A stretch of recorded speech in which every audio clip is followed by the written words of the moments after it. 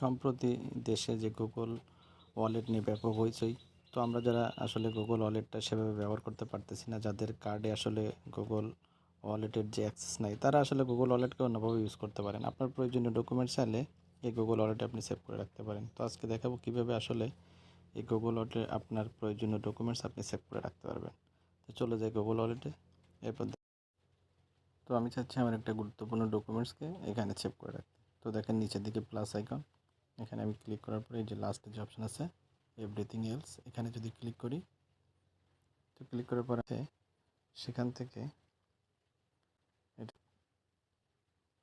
এখানে ধরেন আমি একটা ডকুমেন্টস, আমার একটা সার্টিফিকেট ধরেন আমি এখানে সেভ করে রাখবো।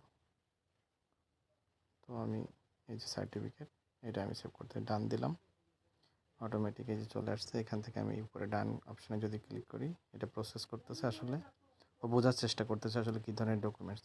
এই যেখানে কিন্তু অলরেডি দেখাইছে যে স্টুডেন্ট আইডি জগন্নাথ ইউনিভার্সিটি। তো আমি চাচ্ছি যে এটা হচ্ছে আমার স্টুডেন্ট আইডি না, এটা আমার বিবিএ সার্টিফিকেট। আমি নামটা চেঞ্জ করে দিলাম, সার্টিফিকেট করে দিলাম।